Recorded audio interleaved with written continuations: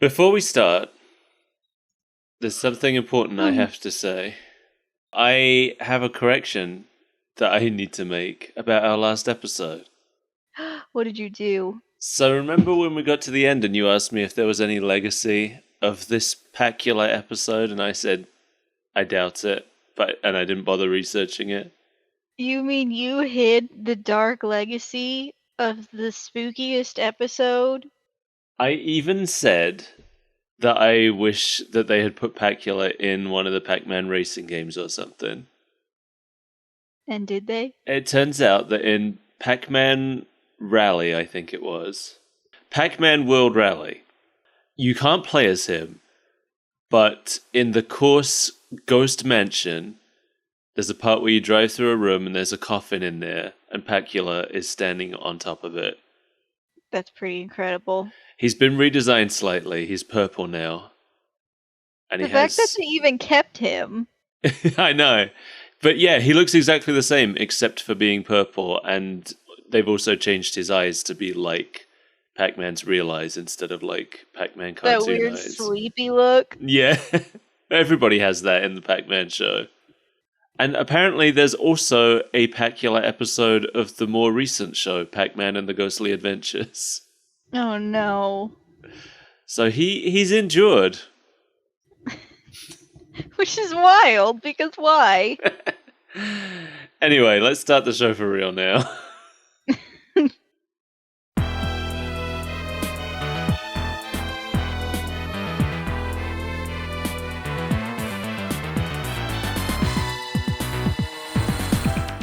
Hey everybody, it's Super Breakfast Friends Club.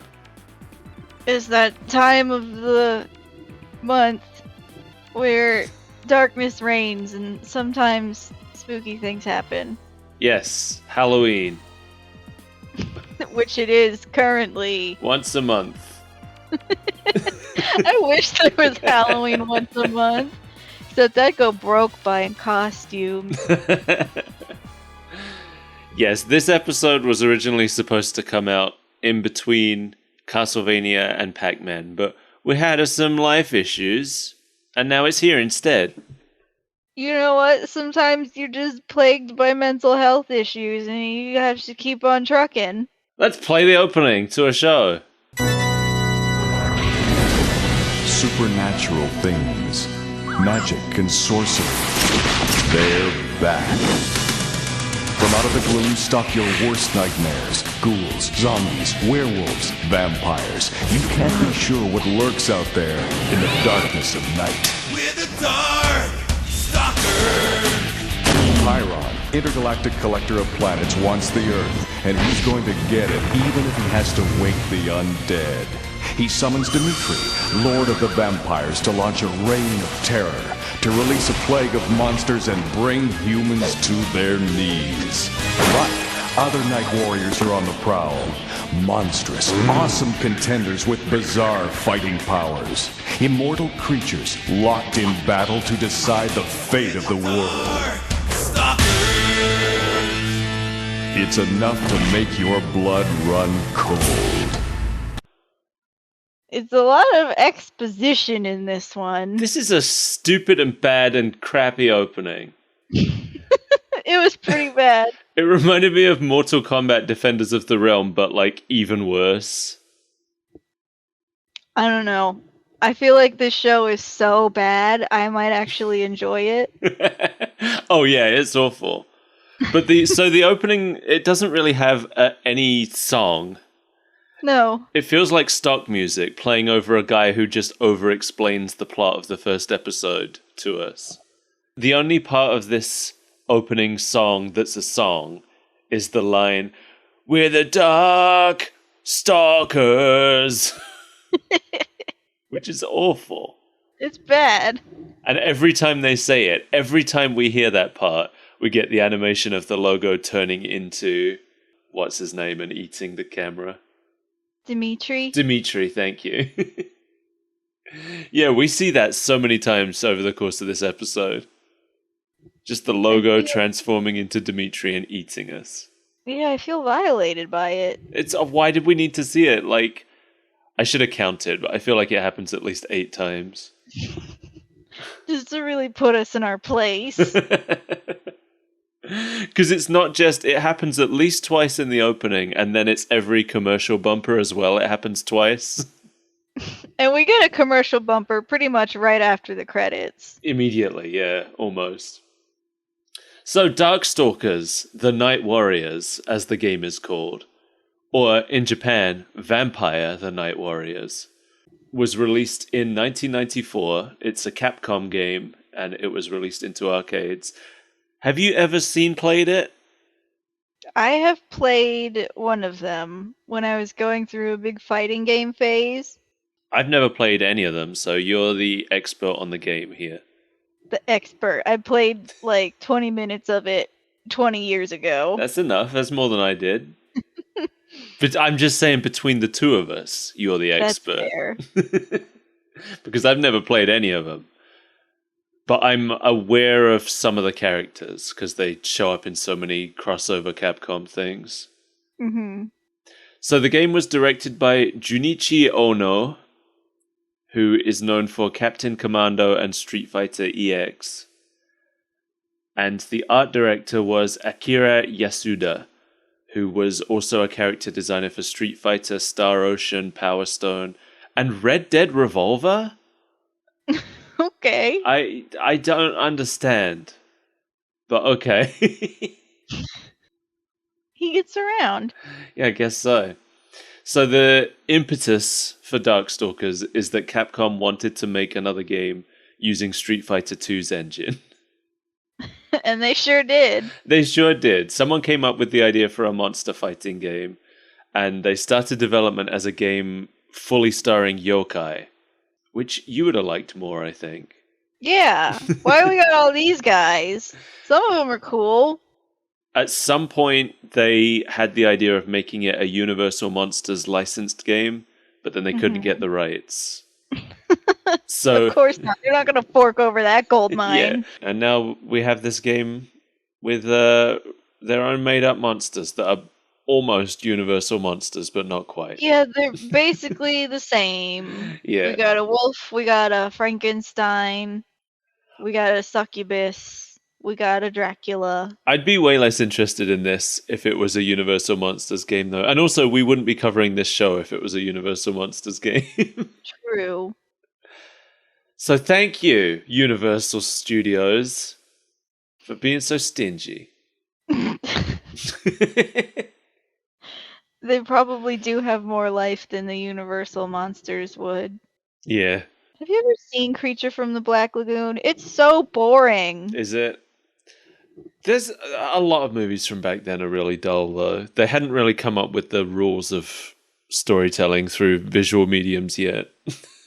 No, but like The Invisible Man, that was at least enjoyable. That's The Creature from the Black Lagoon is just the same thing over and over and over again with zero tension. I haven't seen it. I'm going to have to watch it now. I'm gonna have to bore myself to tears. I'll probably play Pokemon while I watch it. The characters were all assigned to different designers who designed them not thinking about their backstories or how they all fit together. As one does with an ensemble cast. Yeah, so it was really just like a mishmash of random monster characters. And then Haruo Murata was then assigned for figuring out how they fit into the world together, which apparently was something he had done earlier for Street Fighter 2 as well. So his job was basically to sit down and come up with an excuse that these characters existed together. He really knows how to ham fist some people. But since the characters are monsters, they didn't want all the endings to be happy. Mm-hmm. So a lot of the characters have like endings where they take over the world and enslave humanity and stuff like that. Oh, cool. And the team behind the game thought that made it stand out among other fighting games at the time. Our game is depressing. We think that gives us an edge. It's not even, I watched all the endings and it's not even that it's depressing because most of the endings have kind of a humorous feel to them, even if something terrible is happening. But it's just kind of like dupes. The zombies taking over the world now. You did it. Slide whistle. So this show, they must have kind of immediately made a big marketing push for Darkstalkers, because this show came out quickly. Mm-hmm. There was no time for them to like wait and find out if Darkstalkers was a success. They were being made simultaneously because they wanted that sweet, sweet merch money. Yeah, near enough, I think. The show first aired in syndication on September 30th, 1995. It is produced by Graz Entertainment, who I had never heard of. I looked them up. They are known for... They also did the Street Fighter show, so I guess they had an existing relationship with Capcom over that. But they were also responsible for The Land Before Time 2, Oh boy. My Little Ponytails, Skeleton Warriors. I remember that. Skeleton Warriors! Yeah. They also did The Tick, and apparently they did the 1992 X-Men show. Oh no. I've never seen that, but I have friends who hate it, and love it. Same. Episode 1 is called Out of the Dark, and it's written by Richard Mueller. Did it actually say the episode? Because somehow I missed that part. I'm not sure if it did. I'm not sure. I got this from the internet. Okay. But Richard Mueller also wrote for Attack of the Killer Tomatoes, or Tomatoes, depending on where you're from. Depending on whether you want to be correct. He wrote for Mighty Max, Real Ghostbusters, and RoboCop Alpha Commando. I forgot they made a RoboCop kids show. I forgot they made Attack of the Killer Tomatoes. Yeah, me too. I never really saw much of it, but I remember when it was around.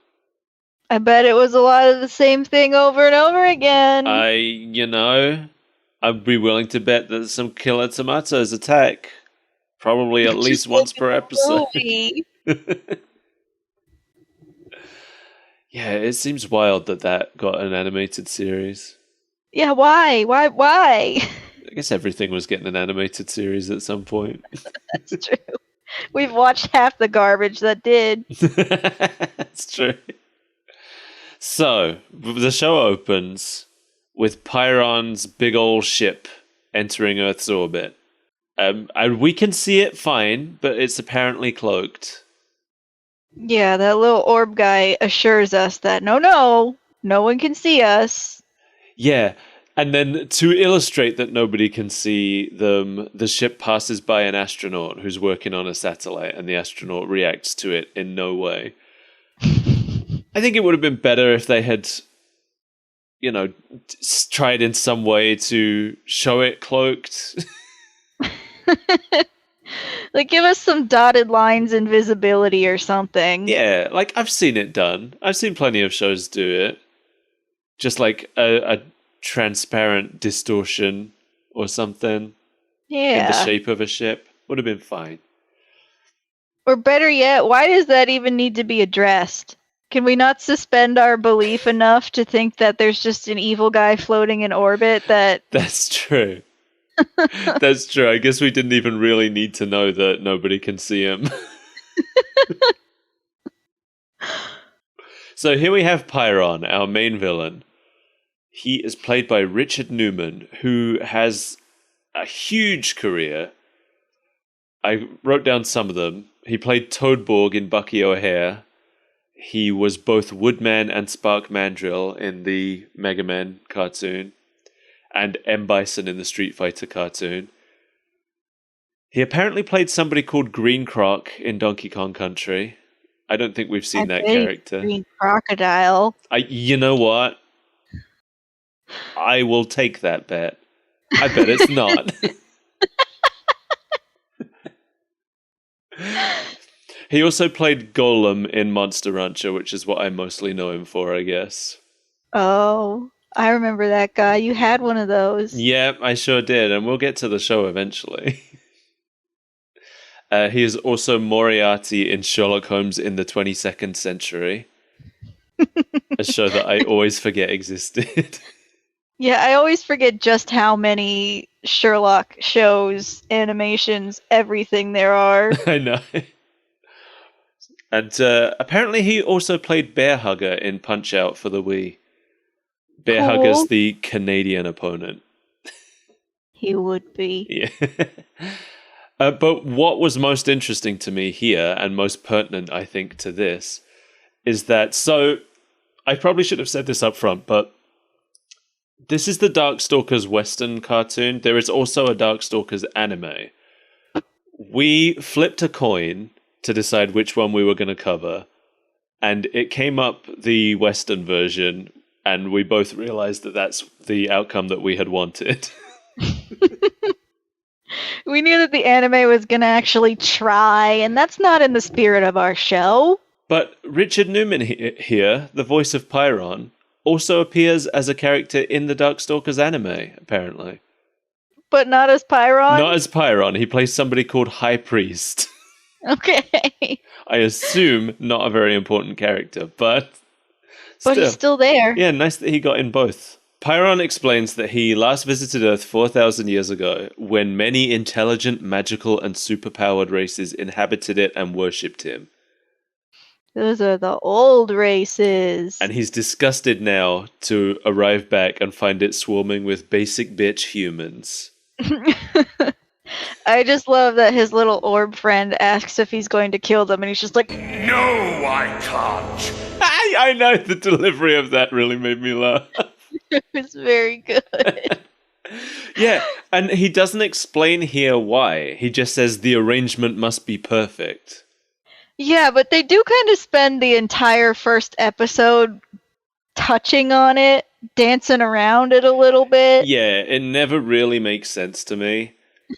It changes a little bit every time. From what I could tell, the arrangement, he needs the balance to be right. Yes. And the balance is that humans serve the Darkstalkers and the Darkstalkers serve him. Yes. So you need a certain amount of humans. Do you think it's like the food chain where you need like twice as many prey animals for each predator?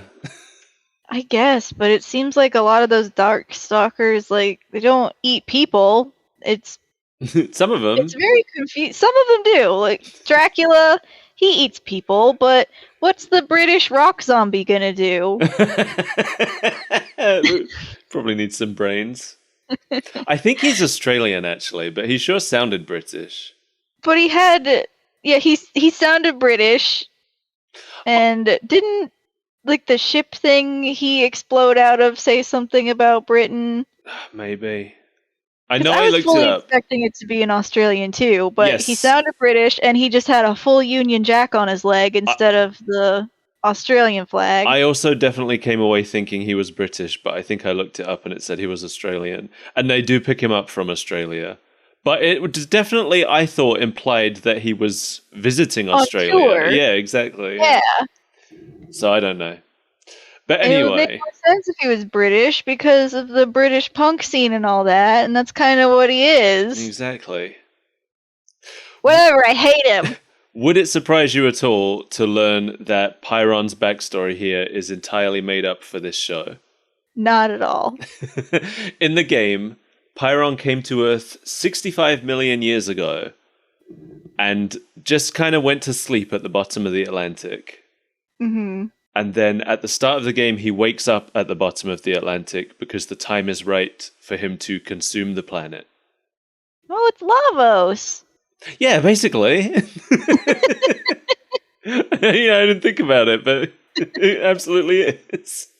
But Show Pyron is different. Show Pyron awakens Demitri. In the game, Demitri is the protagonist. And canonically, he's the one who defeats Pyron. Oh. Here, he's a villain. Yeah. And he's Pyron's second in command. Very strange choice, I think. A little bit, yeah. Take your main character and make it your second main villain instead. This is like if Ryu was M. Bison's Like, Right-hand man. yeah, I was looking for more of like an actual soldier word, but I can't think of one. But yeah. It's like somebody just looked at the character designs and was like, "Well, that's an evil Dracula." Because like if you look at the guys that end up being on the good side, they look pretty stereotypically good. They're like gentle and much more human-like. Yeah, and it's funny, like none of these characters actually work for Pyron in the game. They are all against him. Good. Fuck Pyron. There is one character who does work for Pyron in the game. That character does not appear in this episode. He is, in fact, the only character from the game who does not appear in this episode. Well, because he doesn't have to win his servitude. That's true. I think he is in the show, but I think he only appears in maybe one episode from what I was reading. And it sounded like the one episode he appears in, he does not work for Pyron.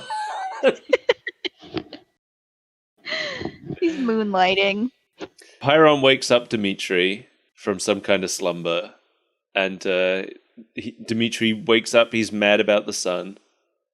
I do love that he woke him up in the middle of the day, and the first thing he does is scream about the sun. Yeah. Sunlight! Stupid idea! When I find out who did this! It's very... I felt that in my soul. And then we're told that Darkstalkers will return. Here's our first ad break. Darkstalkers will return. Yeah, he gets torn into the sky by a beam of light, and then it's a commercial. I don't know about you. If I'm watching this on TV and I'm a child, I don't know that I'm coming back after this commercial. No, I'm changing the channel. I'm looking for Rugrats or something. Yeah, I've been given no reason to keep watching this, but we have some reasons to keep watching this. So we have Dmitry Maximoff here, the head Darkstalker. He is played by Michael Donovan, who we have talked about before. Who is he? Eggplant Wizard. Okay. So yes, he played Eggplant Wizard in Captain N. So we talked about him more extensively there. I'm not going to cover him here because we have a lot of actors to go over here. But if you feel like watching our first Captain N episode, that's where you'll learn about Demitri. It was a pretty fun episode. So Demitri attacks Pyron a bit and loses because he's apparently some kind of weenie. Yeah, well, he has been stuck in the ground for, 4,000 years? I don't know. They don't make it very clear. No, it's super confusing.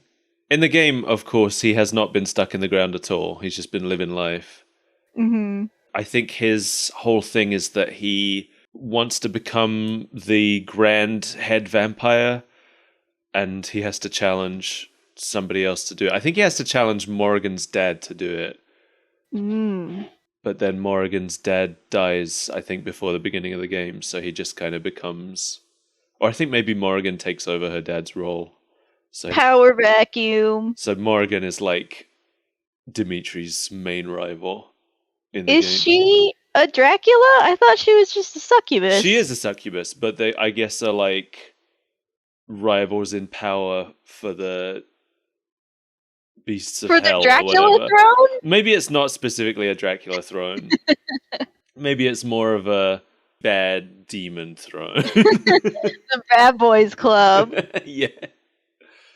Morgan's the baddest boy now. Both of them, both Demitri and Morrigan, these are the two main protagonists of the game. And now they're the two main villains. And they've been made the two main villains. It has to just be because they looked and they were like, a Dracula and a succubus. These can't be our heroes, right? Right. Let's make them the scratch and grounder to Pyron. That's literally what they are, yeah.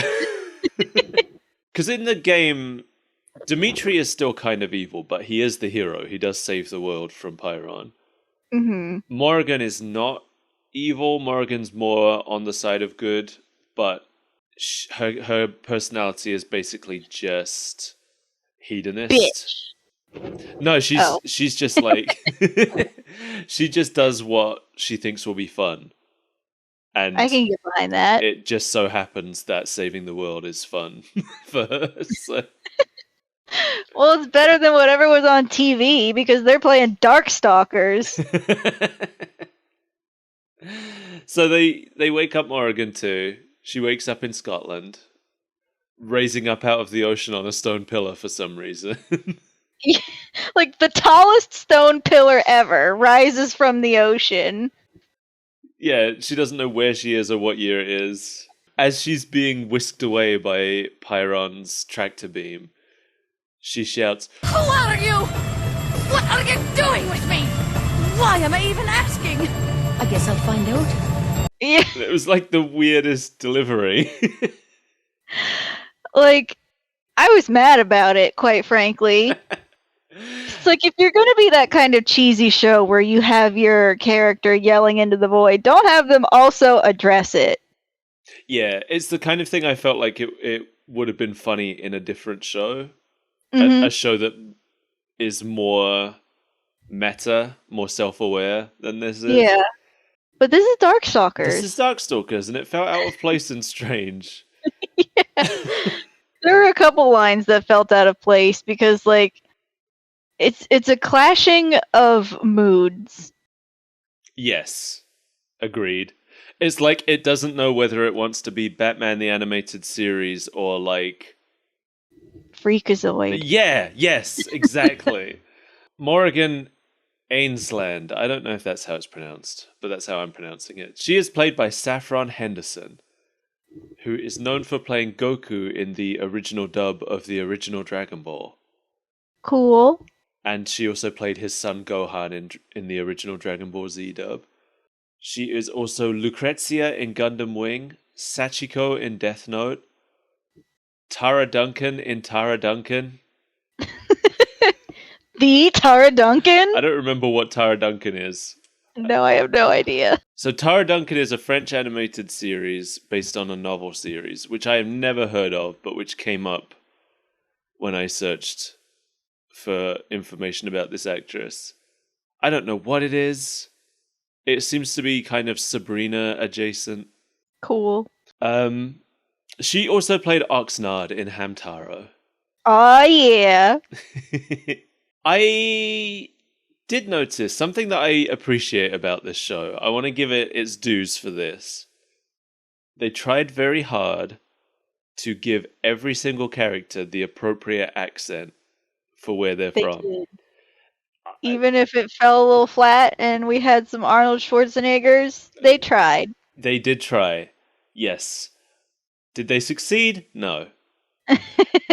It took me a while to figure out that Morrigan's accent was supposed to be Scottish. I actually only figured it out after I looked her up and saw that she was Scottish in the games. Yeah, I thought she was Irish. Yes, it's the accent that she has here straddles Scottish and Irish. It doesn't know which one it is. I don't think the actress got any formal accent coaching. How dare you? You're telling me that the Darkstalkers team didn't fork over the cash to get her accent training? This is a high-end production. I think that somebody asked her if she could do a Scottish accent, and she did that thing where when you're a freelancer, you always say yes, and then you figure it out later. And she said, "Yes, I can do a Scottish accent," and then she did this. In her head, she was like, "What's Scottish? Is that Ireland or Scotland?" And then she did this, and then the director, who didn't know any better, was like, "Perfect. Oh, that's absolutely probably what it sounds like." You can tell she's from the general area she's going for. Yes. That's a success.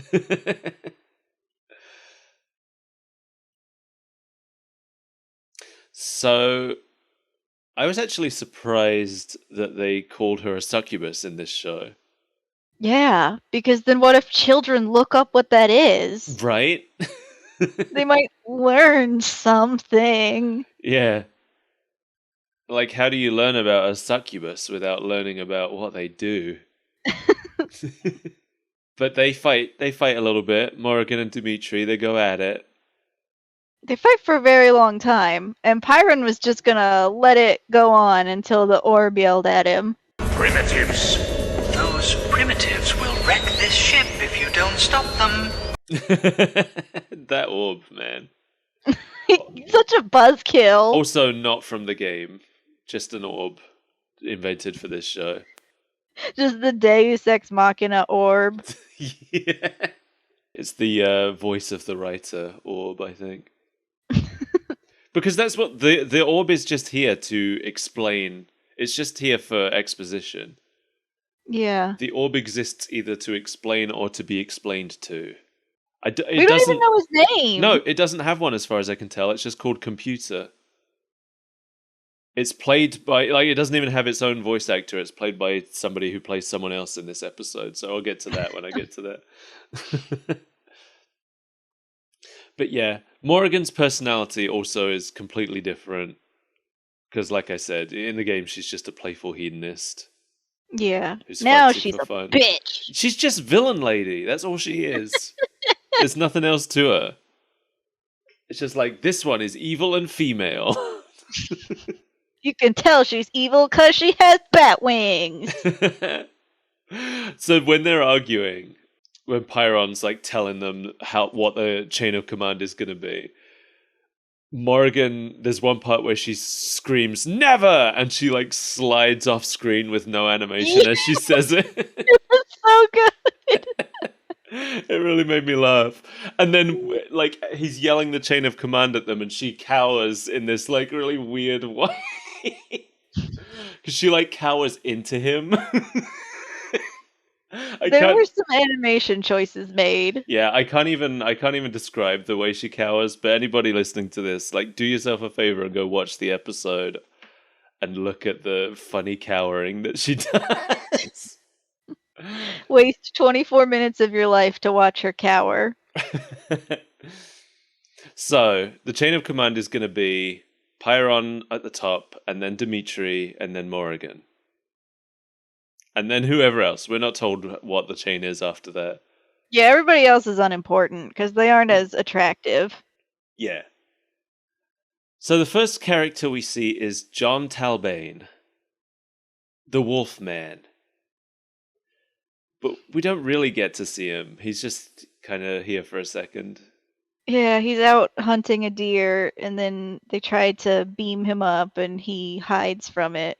Yeah. We're not really told why he knows what it is and doesn't want to be a part of it. Yeah, we're told absolutely nothing about John here. We just see him, and they shout at him a little bit, and then he cowers in a cave. Just like a brave wolfman would. Yeah, it's funny because I looked up a little bit about him, and it does seem completely against his character to behave this way, but whatever. I love that Demitri calls him a pathetic dog boy. No, that's something else, Demitri. You're getting ahead of your time. You gotta wait for the internet. Well, no, we got cat girls. That's true. They talk a lot about cat girls in this show. So he doesn't actually say anything. He maybe just grunts a little bit, but I looked into John's voice actor anyway. He is played by Lee Tocker, who the first thing that came up was that he played Pronto in Slug Terror. I had never heard of Slug Terror. No. I looked it up, and it seems to be Pokemon, but with slugs. How have we missed this world? And the funniest thing about that is that is the Pokemon parody that exists within the Bob's Burgers universe. It's real. They thought they were making a joke, but Pokemon where they're all slugs is a real thing. Art imitating life, imitating art. He also played Inky in Pac-Man and the Ghostly Adventures. He played characters in a lot of edgy 90s Ninja Turtle likes. Oh, yeah. He was Ripster in Street Sharks. He was Bez in Mummies Alive. He was Hax in Extreme Dinosaurs. Extreme Dinosaurs! He also did. He was in a real Ninja Turtles thing. He played Wick in Ninja Turtles: The Next Mutation, which I believe is the most reviled Ninja Turtles thing. Most reviled. That is what I want to have on my business card. I think that's the one that had the female turtle. I can't remember. If it is, then that's the one everybody hated. He also played Durahan in Monster Rancher, sorry. You had one of those too. And apparently he was Frieza in the original Dragon Ball Z dub. Cool. So that's an important character whose name I know. Yeah, that's the guy who does some things. Now we go to, I believe, Cairo. That was my assumption. That was my assumption, and also there was a Cairo Cafe. Oh, was there? Okay, I didn't see that. I saw pyramids in the distance and a city. Right. I was so blown away that they actually portrayed the city of Cairo instead of just having it all deserts and pyramids. I know. Yeah. You never see that. Whenever somebody takes No! any show that goes to Egypt, they always just go to the desert. But yeah, no, it's just I didn't notice the Cairo Cafe.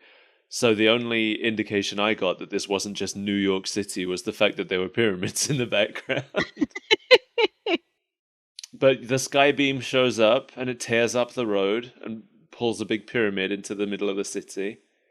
Yeah, the secret pyramid. The secret pyramid that has Anakaris inside it. The secret pyramid that has the jar of sand and it only spawns on rare maps. What are you referencing? Terraria. Oh. I forgot all about that pyramid. Yeah, because we never see it. I know. I think I've seen it once. Didn't you make like 50 worlds just so we could look for it or something at some point? Not quite 50. It's not that rare, but like all of the worlds we've spent the most time in never have a pyramid. No. It's a shame because I'd love to flood that pyramid. No, you're the true villain of Darkstalkers. So Anakaris appears and he declares his own return. And then he says some weird gibberish. All hail the Imperial pudding! There are lizards in my pants! He says a lot of weird gibberish. And then he just flies away and starts worshipping the television on Pyron's ship. Yeah. And Morrigan makes some comments about how he's been trapped in that pyramid for too long. It was very lol random. Yeah. It wasn't the funny kind of gibberish. It was it just wasn't funny. It's just non sequiturs. I guess that they've decided that Anakaris is their comic relief for this show. In the game, he is a quiet, wise, and proud character. Poor Anakaris. Yeah, the real Anakaris would hate what they did to him here. He is played here by Zoltan Boudet. What a good name. He is uncredited for this role. The first thing on his known for list on IMDb was that he played Thug 2 in Man with a Gun. That's apparently what he's most known for, according to IMDb. No. And he only plays Anakaris in episodes 1, 2, and 4. Someone else plays him for the rest of the show. Strange, but okay. Very strange. Now we go to Japan, I guess. I thought it was China, but then it's a samurai that erupts out of a bell. Yeah, I don't think they knew the difference between Japan and China. But a monk, approaches a bell. He says a little prayer and then the bell starts going nuts and he freaks out. Beats itself to death. Yeah. I was very confused about where we were supposed to be. Yeah. Because not only everything was like vague, so it didn't really give me a sense of any specific place. Mm-mm. And also, they didn't think to make the monk Asian. Listen, it was the 90s. So anyway, Bishamon comes out of the bell. I don't think he's actually introduced in any way. I don't think he is either. He just comes out of the bell, whines about his curse, and flies away. He, in the game, is a man who got his hands on some cursed samurai armor and a cursed sword, and then it kind of possessed him. The That's fun. The sword just wants blood, and I forget what the armor wants. It's the Islander. Yeah, yes. But I do think that there are tales. I'm sure that they predate my knowing about it from Castlevania of the which one is it? I guess it's the Murasame blades that are supposed to be bloodthirsty and cursed. Yeah. And you're not able to put them away until you draw blood. I looked into whether he was based on any specific Japanese thing, and he's not, but there are lots of different tales of like cursed armor and cursed swords that are similar to Bishamon's backstory, but not quite exact. So yeah, he's just introduced ish. He's there. I don't think they say his name even. He whines a little bit about his curse. He doesn't like his curse.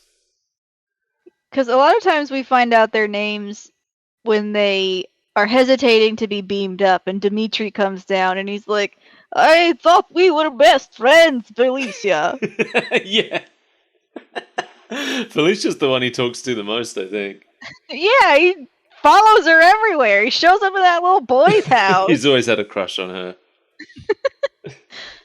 Bishamon is played by Colin Murdoch, doing a just racist accent. Yeah, it's not good. It is no good. After all this time, the curse still lives. It's too thick. It's too thick and not quite accurate enough. Yeah. But Colin Murdoch is known for playing Bob the Builder.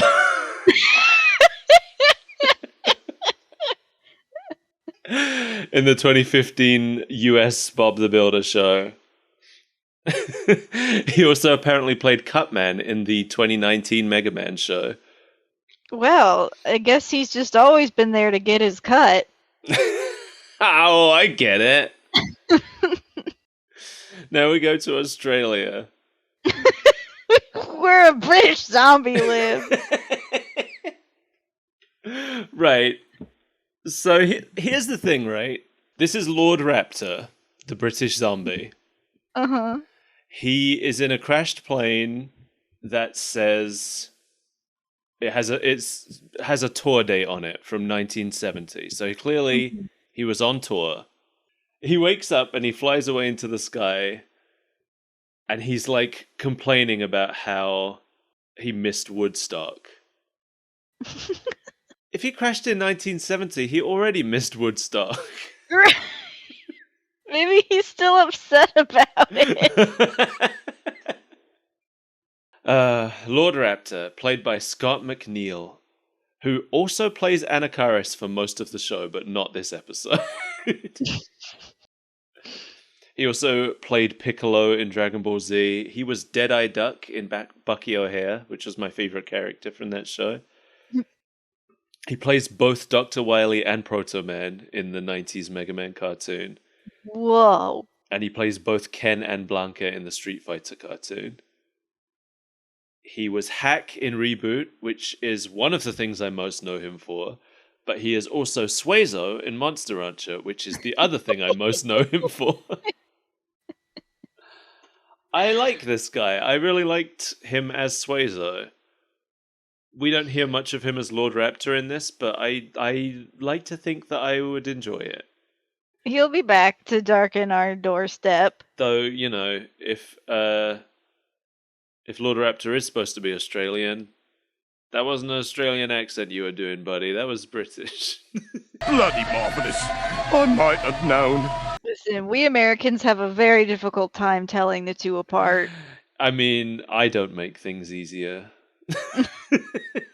So this is the point in my notes where I started to shift gears because I thought that's what the show was doing. So let me read to you verbatim what my notes say here.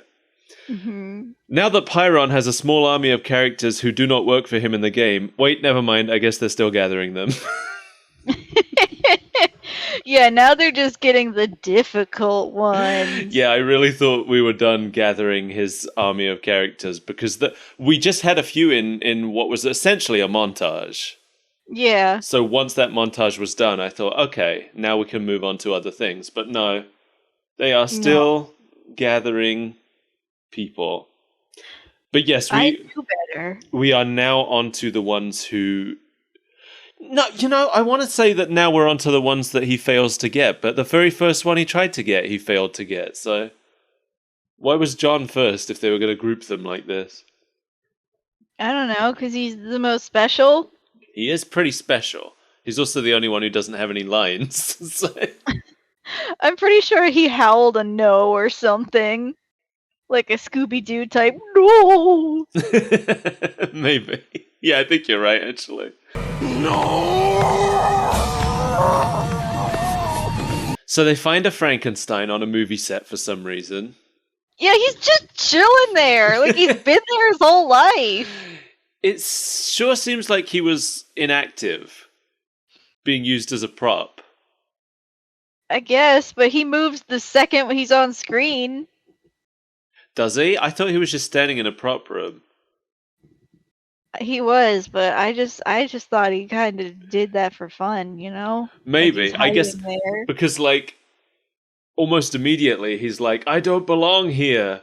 So do you think maybe we just happened to come in on him on the moment that he realized that Hollywood wasn't for him? I guess. Now that his dream of being an actor has failed and he decides to head back home. I love that idea. Mother was right. So he talks like Arnold Schwarzenegger. Yes, he does. I just want to be left alone. Yeah, he just kind of struggles free of the beam, right? That one I can make sense of, because he's a strong boy. He is a strong boy. His name is Victor von Guggenheim. And he is played by Ian Corlett, who also plays the Orb computer. We've talked about him before, because he was in Adventures of Sonic the Hedgehog. Who was he? He was Coconuts.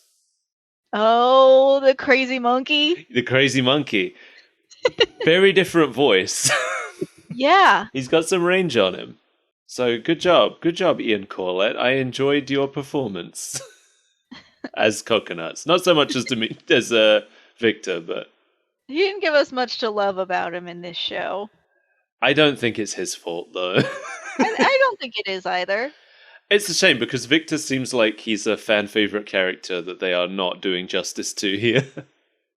I'm sorry. Are you accusing this show of not doing justice to the entire cast of characters? It's possible that they went into it later in this show, but it seems like Victor's main thing in the games is that there's a sweet little girl that he protects. Oh yeah, I think I played as him. She sure does not show up in this episode, but maybe she'll show up later. So Victor just wants to be left alone. He doesn't want anything to do with the Darkstalkers. But luckily... How do some of them know what this beam means? They all do, right? I think they do. No, I don't think Felicia did. She was just running from it until I know. Dracula showed up and yelled at her. I think she did because Demitri was speaking to her by name like they knew each other. I don't know. And she sure gives us a lot of exposition about it. That's true, but this show doesn't really know when it wants to. When characters know things and when they don't, it's very inconsistent. That's true. I would buy that Lord Raptor doesn't know what's going on. I don't think anybody does, because now that I'm thinking about it, we'll get to it, but at the same time, I have to say it now. I'm going to cut that bit out, though, because I don't want to spoil it. Just paste it in later. Okay. Demitri just kind of accidentally takes a suit of armor instead of Victor. And then Victor just, like, leaves. He just walks out. They don't try that hard with some of the Darkstalkers. No, they're incompetent. You know, I didn't think about it, but you were absolutely right when you described them as the scratch and grounder of this show. And I just, like, the rules of the laser beam don't make sense, because the next character we're going after is a fishman, and the beam is just underwater, and it doesn't suck up any of the water. No. And sometimes it can go through ceilings. Yeah, like when it tried to get Victor. So it's magic, Mel. It's magic. You can't. It's cartoons. A wizard did it. But yeah, now we go to the ocean. This is Rikuo. Wait, is it Rikuo or Rico? I've written both. It's Rikuo. Okay. I believe they said it wrong in the show. Oh, good. I don't remember. I don't feel bad about not listening. Yeah, I'm going to put the clip in here if it was wrong, but I'm pretty sure they said it wrong, and I noticed. Am I Riku, the last of the mermen? But it should be Rikuo. He's sad because he's all alone in a palace and everyone else died somehow. He's sad because he's beautiful and he has nobody to show his beauty to. Yes. Yeah, he's just like, Me. while looking at himself. I wish I could date me, then I wouldn't be lonely anymore. Rikuo is Scott McNeil again. He's played Lord Raptor and Anacharis, but not this episode's Anacharis. He's just half the male cast. Yeah. Demitri tries to recruit him, but he's all insulted about it for reasons we're not super clear on. Bro, you're too ugly. I'm not joining you losers. You don't even have any gills. You won't even date me. He escapes despite the fact that there seems to really be nothing stopping them from just scooping him out of the ocean like a goldfish in a net.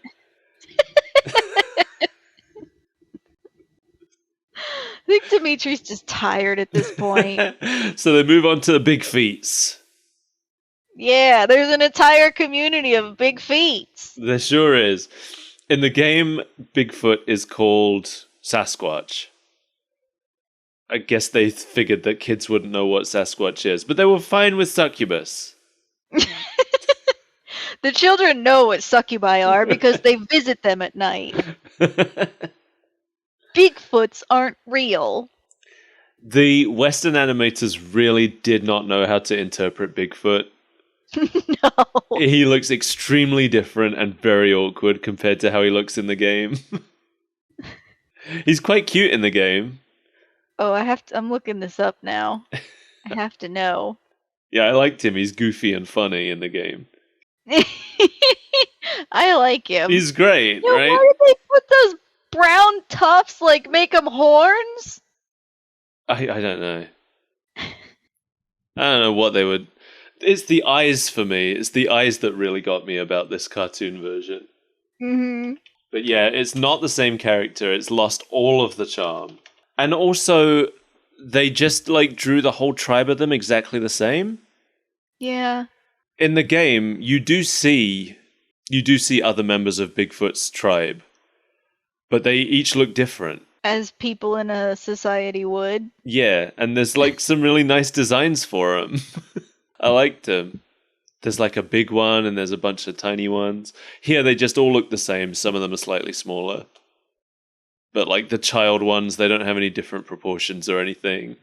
Yeah, it's just a smaller version of the adult. Yeah. Dimitri's beam shows up, and all the big feet just throw snow at it until it goes away. Right. First of all, the big feet were, like, anticipating this beam. Yes. I guess it's implied that Rikuo told them about it, but it's really not implied. No. I don't know what was going on there, because we sure don't see him with them until much later. Yeah, and then we find out that they've been friends all along. Yeah. But, like, this is what really confuses me about the mechanics of it, because, like, why does throwing snow at the beam make it go away. Right. All of the snowballs were beamed up, and you see Demitri and Morrigan covered in snow in the base. Why were they not drowning before? Yeah, you're right. Because this establishes that they do not have control over what gets sucked up. Yeah.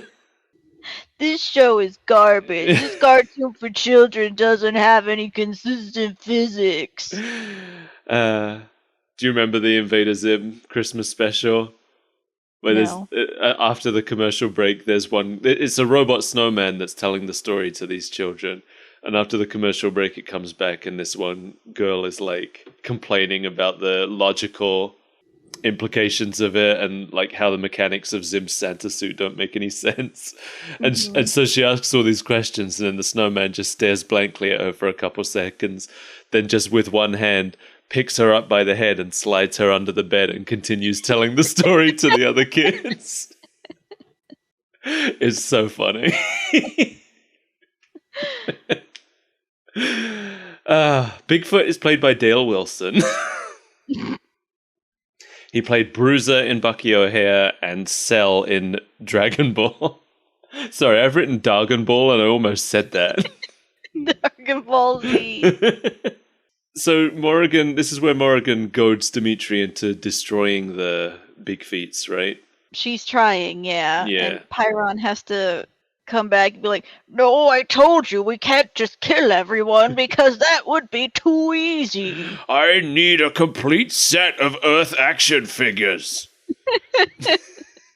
NRFB! Meanwhile, in New York, Felicia has just been laughed out of an audition for Cats.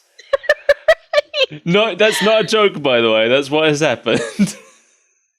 First of all, the fact that she got laughed out of Cats has got to be just a real bruise to her pride. Yeah, a literal cat girl. She's not good enough to be Mr. Tum Bumbly Wumbly or whatever their names are. Rum Tum Tugger. That's the only one I ever remember. Because it sounds filthy. I think it might be. But Felicia is played by Lisa Ann Belay, who played Chi-Chi in the Ocean Grub. Ocean Grub. She played Chi-Chi in the Ocean Group dub of Dragon Ball Z. Chi-Chi is... I think Chi-Chi's the one who ends up being Goku's wife.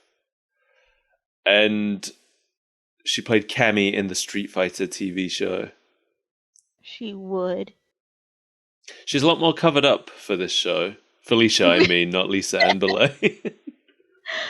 Which is wild, because both of them are fairly naked characters. Yeah, Felicia has a lot more bare skin on her original design, and it's also a lot clearer that what is covered up is just fur on her body. Whereas in this, they've kind of redesigned it to make it look like she's maybe wearing a suit. Mm-hmm. She's definitely not wearing any clothes in the game. But the beam appears and she runs away from it. And I think this is the only person that Demitri actually introduces himself to. So you're right. I guess Demitri doesn't know, because I've written down that he introduces himself to her here. This chase goes on forever. It really does.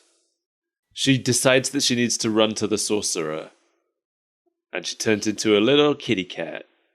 Yeah, this is the first we've ever heard of the sorcerer. Yeah, she knows, somehow. And Demitri Yeah, loses it's her. not explained how, because the sorcerer, as we find out, has been dead. Yeah. Yeah, I don't know. She's the only one. Is she the only one who wasn't implied to be in some form of sleep? No. No, loads of them were. Never mind. I forgot. Literally, like Rikuo, Bigfoot, John, they were all just up and about, right? Yeah, but they're the boring ones. Yeah. It's mostly the bad ones that were the ones that actually that's the point. Yeah, I think it's mostly the ones that actually do get taken are the ones who were asleep in some way. Mm-hmm. And the ones who don't are all the ones who have been up and about for a while, all the early birds. Just acclimating to human life. Maybe that's why they're the good ones, because they're the ones who've lived among humans. Or underwater. Or underwater. Or among big feet. But that was a friendly Bigfoot community. It was. Yeah. Not less friendly in the game. I believe the ending for Sasquatch in the game is that he decides that the humans are ripe for a takeover. I mean, if it had to be anyone, it might as well be Sasquatch. I love that Demitri loses her because she turns into a cat, even though he knows that she's a cat girl. What if he doesn't? What if he doesn't know that she can turn into a cat? She's just on the list, but he doesn't know why. This is just a reject from Broadway. What do we want with her? She does feel out of place. Even in the game, I think she feels out of place, because it's like, Dracula, Frankenstein, succubus, cat girl. My powers are that I can turn into a kitty cat. They're just like, okay, so she's hiding in the front yard of a mansion, I guess. And Conveniently, the sorcerer's mansion. a little boy who sounds like a small child but looks very buff comes all the way outside of his house to check if there's a storm happening. I couldn't tell from the window. I had to go stand in it to see if I got wet. I couldn't tell from the window or the doorway, but now that I've come outside and closed the door behind me... Now that I feel my clothes becoming heavier with the weight of the water. I was so thrown by his design, because you see him, first of all, and I thought, oh, okay, who's this college student? Right? Because there's no other people around for scale, and whoever designed this character was clearly not comfortable drawing child proportions, which maybe explains the Bigfoot children earlier as well. Yeah. But this is just an adult man proportioned child, and I didn't realize it was a child until he opened his mouth and started talking. But he finds the cat by following the stock cat noises, which I recognize from various video games of the early 2000s. It is a sound that you'll be familiar with if you've consumed media in the past 20 years. Yep. I feel like it was even like kind of crunchy and low quality, but I don't know if I'm just used to hearing that specific sound in a low audio quality. But he takes the cat girl in. This is so. Here's the thing, right, about his name. Mm-hmm. I read this name before I heard it, and I read it as Harry Grimoire. Mm-hmm. But they pronounce it Grimoire. Yeah. Is that right? How is it spelled? It's spelled Grimoire. It's spelled. Well, no, they've pronounced it wrong. It's spelled Grimoire.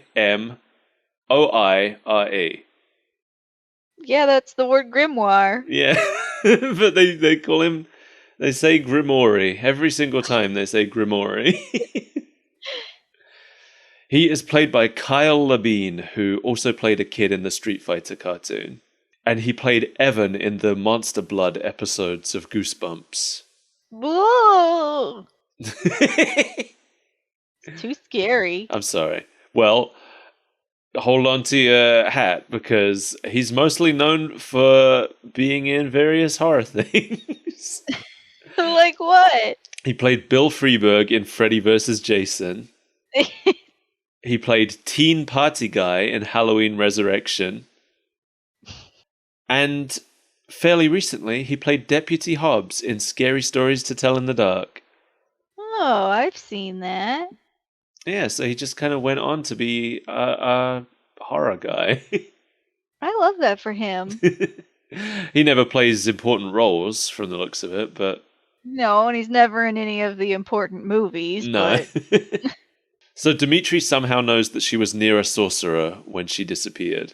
He could sense the sorcerer in the area. Either that or he just looked it up on Google. Probably. It's just marked as the business address of a sorcerer. 1212 sorcerer away.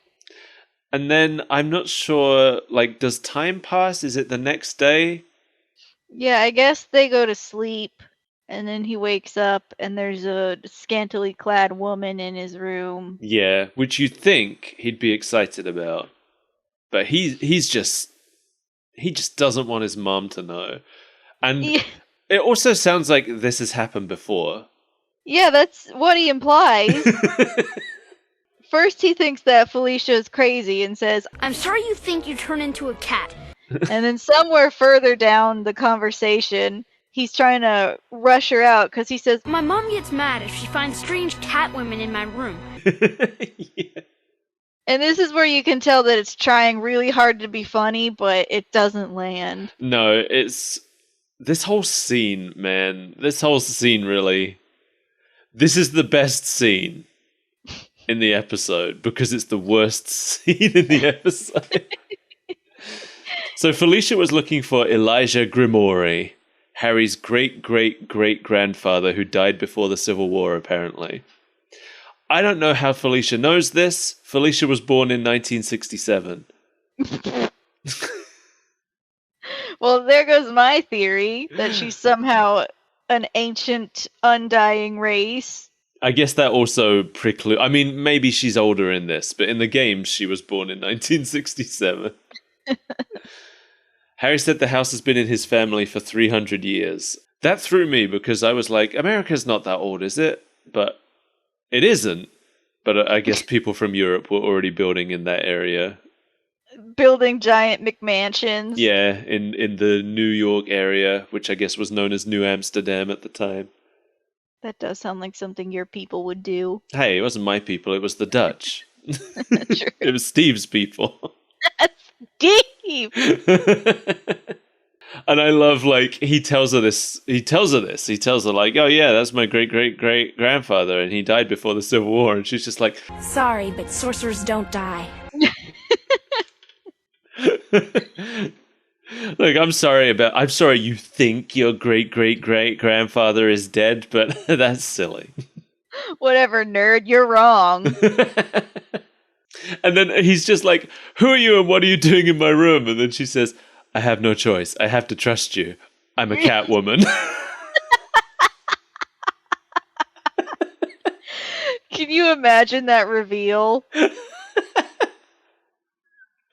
Like, it's bizarre on so many levels. First of all, like, as a response to who are you and what are you doing in my room? I have no choice. I have to trust you. I'm a Catwoman. I'm gonna do that the next time I'm at somebody's house. I'm gonna pull out my ears and put them on and be like, I'm a cat girl. So I have a note here that I should just play this entire scene on the show because it's bananas. So Okay. here it is. Who are you? And what are you doing in my room? I have no choice. I have to trust you. Look, Harry, I am a Catwoman, probably the last of my kind. The old races have been disappearing for centuries. Last night I was attacked by a vampire named Demitri. I think he wants me to help him rule the world or something. Yeah, and I'm the Queen of Sheba. The animation during her story, her body changes size and shape in a hypnotic, undulating fashion. It's wild because it's not even between shots. It's as she's talking, she's just like ballooning up and out. And oh, you know what it's like? It's like those Zelda CDI cutscenes. Oh no! That's what it Where was. they're coming closer and backing up. Yeah, it's not quite as intense, but it's close. It's reminiscent. Yeah, also, like you said, when he says, I'm sorry you think you turn into a cat, like, first of all, super dismissive. But second of all, you're the one who brought the cat in here. Right. And now there's a woman. Like, it adds up. But then, of course, he says, you know... There are no such things as vampires. That's movie stuff. I've had a rant about this before. I think in the Captain N episode it was. I hate this shit. I hate it when something is clearly happening and the characters are just like, that's stuff from a video game. That can't happen in real life. That's in the talkies. It is weird that he said that's movie stuff rather than that's video game stuff in this one. I don't know if they were like... Considering it's based on video games. Yeah, I don't know if they were trying to hide the fact that it was based on a video game. Yeah, like this glasses-wearing nerd wouldn't be playing video games in the early 90s. Yeah, right. I mean, if they're gonna have him do the that's not a real thing, they might as well just have the characters come out of a video game. Right. They might as well have just had Felicia appear from his PlayStation. That's not something that happens in real life. Now excuse me while I float down the hallway. Oh, we'll get to that. I love... So she is not convincing him at all, and he is trying to get rid of her. But then she says, how can I convince you? And then a hologram of Demitri appears. right behind her. And he's immediately convinced. Just because a Dracula shows up in his room. Yeah. He couldn't possibly believe that cat girls are real, but Dracula, now you're speaking my language.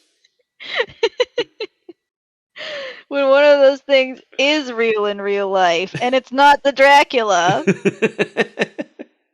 And I thought it was so funny that she just immediately tackles Harry out of a window. Oh my god, I loved it. I was a little disappointed that he wasn't bleeding profusely, but... Yeah, because she doesn't even, like, smash the window with her body. Right. And then carry him through. First. Yeah, she uses him to break the window. That's what you get, you nerd. Like, she might as well have picked him up by the legs and swung him. Don't worry, I'll get you out of here. Oh, so they tumble all the way down to the ground and then they make a run for it. My favorite thing here. I don't know if you will have noticed this. I don't know if many, it immediately jumped out at me, but I don't know how obvious it really is. But Harry's house is apparently decently far away from the city. Mm-hmm. And there's a huge barren wasteland between it and the buildings. Because as they're running away from the house, you can see the skyscrapers in the distance, but they're all distant. And you can see all of them, like right to the very top. Which means there's nothing in between. Uh-huh. It's just this barren wasteland from here to New York City. Yeah, that's the part of New York they don't talk about. The desert. I mean, Pokemon knew. I was just going to say.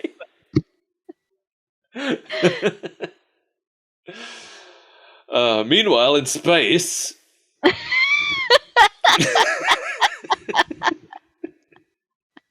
Yeah, this is where they're kind of trying to patch over some of the holes in the story they've had so far. Yeah, so they're just doing an initiation up on the spaceship. They're doing some kind of, like, ceremony. Yeah, Pyron is talking about how you have to bind them with oaths. I guess that's how he planned to get the resistant members to be his subservient servant boys. I guess so, but it seems like they still have to be willing to do the oath. I don't know. They're all super unenthusiastic about it, though. Yeah, I did like that response. Yeah. Swear to serve me. We swear. So be it. And then we go back to Bigfoot, where Rico is there now, shaking hands with Bigfoot now. We're not quite sure why. Yeah, doesn't it feel like this is the end of an episode that we didn't get to see? Yes. This feels like this is the end of a character of the day episode. And Bigfoot was the character of the day, and now they're shaking hands and saying goodbye, and then the narrator will be like, next time on Pokemon. And the day was saved thanks to the Powerpuff Girls. Exactly that. I wish they just showed up here. The Powerpuff Girls? Yeah, we got this far into the episode and then the Powerpuff Girls show up. I hope that they reuse that footage of Bigfoot and Rikuo for the actual Hero of the Day episode. I hope that every episode, just like 3/4 of the way in, just has this exact scene, but with them saying something different. And then that's the only way that these two characters appear in the show. They're shaking hands and smiling. I can't believe all our friends have died. But they're always in the same place. It's always just the same animation. It's up to us now. Thank you, Bigfoot. You've been a huge help. You're welcome, Rikuo. We sure did that thing. Well, bye. No, Bigfoot's voice was like, "Oh, you're welcome, Bigfoot." That was a fun carnival we went to, Bigfoot. It's too bad we have to part here at the sea. You owe me $50, Rikuo. But I won you that big bear. You sure did, and I hated every moment of it. Get the hell out of here. Uh, Ha ha ha! I'm gonna kill you. I'm laughing because I don't want the children to know that something's wrong. Ha ha ha! Oh yeah. Frankenstein. Yeah, this is where Victor has arrived in Germany by hitchhiking. He has a stick and bindle. So the funniest thing about this is that he's apparently not been seen the entire way. Right. Hitchhiking from Hollywood to Germany. And nobody has thought to question the man sewn together of other man parts. I just assumed that nobody has seen him the whole way somehow. Somehow he's like snuck onto a plane and then snuck into various cars. He's holding onto the wheel and gets drawn up into the wheel well. That'd be perfect, actually. We got a lot of extra weight for some reason. Kind of smells like a rotting corpse in here. We're going to have to drop one of our Frankensteins, and there's like 10 Frankensteins in the hold. What if on the same flight they were carrying somebody's remains to be buried in their homeland? They're like, we're going to have to drop it, man. It's okay. It's like scattering the ashes. He would have wanted to be buried at sea. Oh, I was picturing they just like drop it over the country. Just a coffin tumbles out of the plane. Maybe the lid falls open, the body falls out. Lands in a tree. The coffin like lands open-lidded on someone. And they're fine, but they're in a coffin. Yeah, and with the force of the coffin falling from that high up, it kind of sinks them into the ground. They're trapped within it. They just happen to be standing in front of an open grave.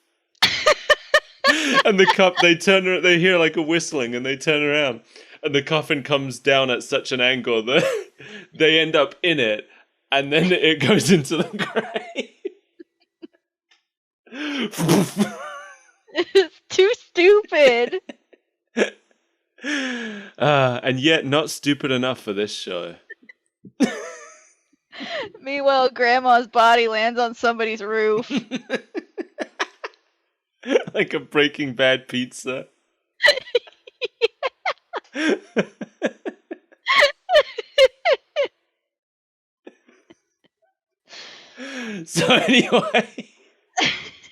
So anyway, Victor arrives at his old home, a big old castle apparently, and he knocks on the door and a servant shows up and greets him. And Victor calls him Igor, and apparently Igor was his great-great-grandfather. Love great-great-grandfathers. Yeah, I was just about to say, this is the second time that they've let us know something way more interesting happened in the past. Yeah. So the Baron of the Castle was originally Victor's creator, apparently. And I love, like, they really set us up that this is just a normal guy who tends to the castle. Mm-hmm. But then as he's leading him through the castle, we get the reveal that he is still tending to the Baron, who is now a skeleton on a throne. Excuse me, he's mummified. I guess so. So this guy's just insane, it turns out. The fact that it portrays him as just a normal guy up until this point really got me when we had the reveal. Like, no, do not be deceived. He is, in fact, a kookadoo. Meanwhile, Harry is real excited that he's hanging out in a Catwoman's apartment. Like, can he never go home again because Demitri knows where he lives now? I have no idea, Does he and just- it's never explained. Does he just live with this adult Catwoman now? I guess that's how it happens. You get abducted by a Catwoman, and now you're hers. Oh, Harry, you didn't let her rub up against you, did you? Because that's how they claim things. She tells him that he can't help her because he's just a little boy. But then she goes to get some milk out, and then he asks for help because now he's floating in the air for no reason. And he's got this shit-eating grin on his face. It looked evil to me. It looked like an evil smile. And there is no reason this happened. There is no reason that he's floating. He's just a horrible little boy. It is bizarre and confusing. I mean, obviously it's supposed to be implying that he has some kind of powers. But there's no lead up to it. There's no build up to it. It just suddenly happens because it needed to now. This is where you have to paste the part where I already ranted about it. Okay. When Felicia is in Harry's room talking about sorcerers, and he's like, my grandpa's dead. Sorcerers don't exist. And then 5 seconds later, he's floating. I know.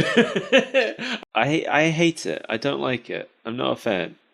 No. And that's just how it ends. Like, that's the only reason that this happens here now. He starts floating at this point. It's literally just because the episode is ending. Yep. Like, how do we make him look like Magic Boy? We have 13 seconds left. It's completely unearned. There's no like, I could help, I could train to have powers. There's nothing like that. She just... I could train to have powers. Look what I could already do. Whoa. The way to do it would have been when we first see him have something weird happen around him. And then he's like, oh, what was that? That was weird. Maybe I imagined it. And then have it happen a couple more times. Don't To just... be fair, something weird did happen the first time we saw him. He had to go outside to make sure it was raining. That's right. You think that's a sorcerer power? Weather obliviousness. The only sorcerer power I have is that I can tell if it's raining, but only if I go outside. And then it's only about an 80% chance. The credits, though, this is interesting. So over the credits, it plays The Trouble Man by Eikichi Yazawa. Yes, that's right.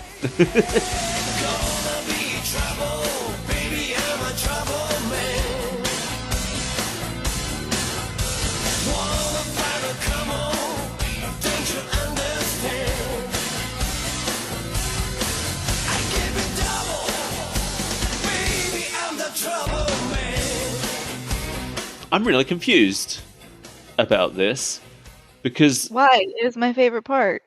it's pretty good, but this song was later used as the opening theme for the Japanese version of the PlayStation port of the game.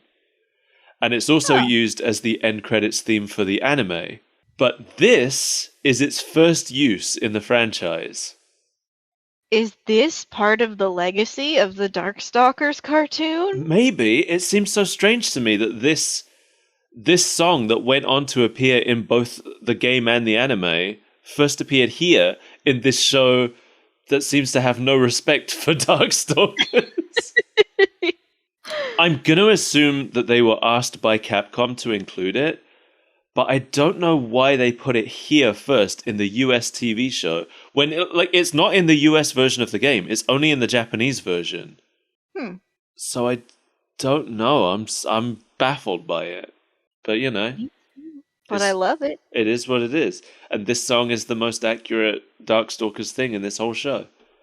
Because it later went on to appear in Darkstalkers. Yeah.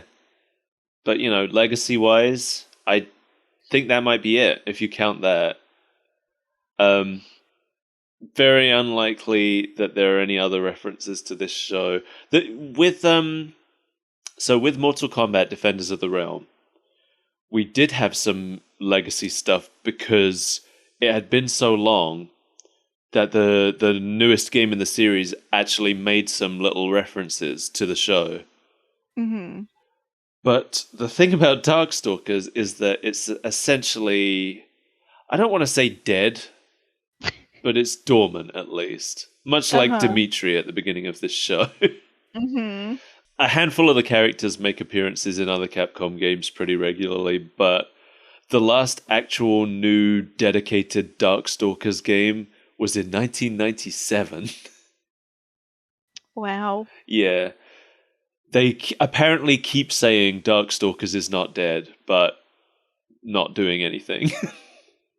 I could have sworn one came out sooner than that, but that was probably just me getting an emulator and thinking it was brand new. So they did a remaster collection about, I want to say about 10 years ago.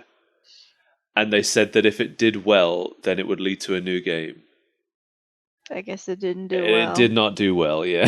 Oh. But all 5 Darkstalkers games are included in Capcom Fighting Collection, which just came out this year. So, cool. if you want to go and play a Darkstalkers, they just came out. But I don't know if that would have been released as a dedicated Darkstalkers collection in this day and age. I think it's just because it includes all the Capcom Fighting games. Mm-hmm. But I like this. I'm stylistically, I might like this game more than Street Fighter, because I like the idea of it. I like the art of it. The sprites are really nice. I was originally drawn to it because it's a monster beat 'em up, and who doesn't love those things? Yeah, of course. So, this show, would you watch more of this show? Absolutely. It looks like hot garbage. Yeah, I mean, we're going to come back to it at some point, because this episode introduced all the Darkstalkers 1 characters. The next episode introduces all the Darkstalkers 2 characters. Oh, it's too much. Yeah, so we got to have a look at that. I've already seen the Kyonshi, the Jiangxi character. I can't remember her name. She's in the next episode, and she looks nothing like she does in the game. Oh no. She doesn't even have the same skin color. She was too spooky. They had to... What did they do to her? They just made her have a human skin color instead of the blue-purple skin that she has. That's boring. It's super boring, yeah. The show would be a lot better if they didn't have that stupid little boy in it. Oh, for sure. Yeah, I don't know if I mentioned this, but he does not exist in the games in any form. He is a show-exclusive character. Clearly. It's that crap where they think we can't get into it unless there's a little boy there to portray the audience. Yes, yeah, he's the audience stand-in. He's the Chris Thorndike. It's bad. I never liked those characters anyway. For the most part, I don't think we need... I think that executives think we need those more than anybody actually does. Mm-hmm. Like, as a kid, there was no audience stand-in character in Tiny Toons. I just wanted to see the Tiny Toons. Oh no, I looked her up to see her horrible skin tone. Yeah, she looks pretty bad, huh? It's rough. It's rough. We'll come back and we'll look at that another time. Because she's probably my favorite Darkstalker. She's pretty good. I don't know who my favorite is. I do like... Well, the thing is, I don't know that much about any of them. But I do like Lord Raptor. Purely from a design. Lord Raptor! Yeah, no, I'm talking about from design as well. Okay. So, like, design-wise, I really like Lord Raptor. I think he's great. I also like Victor a lot. I think he's cool. And obviously I like Morrigan and Felicia. That goes without saying. What about Lilith? Oh yeah, Lilith. I forgot about her. She's like Morrigan's little sister or whatever, right? I don't know who she is. I just know that she's a cute. She is cute. I prefer Morrigan, but Lilith is cool too. I like them all. It's one of these games. It's this specific era of Capcom beat 'em ups where the sprites are just so gorgeous that I end up liking every character, basically. Mm-hmm. I saw some sprites in my research for this with Victor just shaking his booty, and I loved it. Just some butt wiggle sprites. Good. Because it's a real, like, it's a comedy fighter. They fight in funny ways. That doesn't come across in the show. The show's trying too hard to be edgy. Yeah, trying too hard to be something. Yeah. That's like, yeah, the game is definitely going for like funny dark, and the show is going for edgy dark, which I think is less good, but you know. And now with that, Halloween comes to a close. You can officially. I know you've all been keeping your jack-o'-lanterns lit until this day. What is it? Even though they're moldy and they've collapsed in on themselves. Yeah, November 12th, the official last day of Halloween. It's always Halloween in my soul. That's because you're a Halloweenie. Yes. And thanks for joining proud us. Family heritage. Oh, I didn't know we were putting your last name on the show. I'm sorry. Doxing me. The Halloweenie family goes back many years. I'm a proud Halloweener. Well, thanks for joining us, everyone. I like Darkstalkers now. I'm a fan. Not so much of this show, but I do want to watch more of this show. Yeah, it's impressive that you became a fan through this medium, but we work with what we have. I became a fan of the games through the terrible show. I feel like that's not the first time that's happened. That probably happened a lot when I was a kid as well. I can't think of any specific examples, but I'm sure there are games where I saw the show first and then became a fan. I got nothing. No, me neither. Maybe Digimon. I think I saw Digimon as a show before I played any games. But the Digimon show wasn't terrible, so... Right. I actually think the Digimon show is generally better than the games, so... Bad example. You're ruining it. Yeah, alright. Goodbye, everyone. Thanks for joining us. Happy Halloween! Happy Halloween! Don't stop celebrating. Don't ignore what I said about Halloween ending. It goes all year round. Celebrate until you're dead! You can find us on patreon.com/superbreakfastfriendsclub, where you can give us money if you feel like it. Hey, I put a free outtake on there. A free cut clip. It was special for Halloween. Giving away our goofs and gaffs? Yeah, just one. Alright. We're at coffee.com/superbreakfastfriendsclub as well. That's a real place. Twitter at sbreakfastfc. That's where I tweet things very occasionally. As of this recording, our most recent tweet is some drawings that Mel did while we were recording the Pac-Man episode. On the internet? I told you I was gonna. I thought you said you were gonna make them the thumbnail. I thought about it, but I really needed to put that skeleton in there. Bye! I didn't say that with as much force as I normally do, did I? Boy!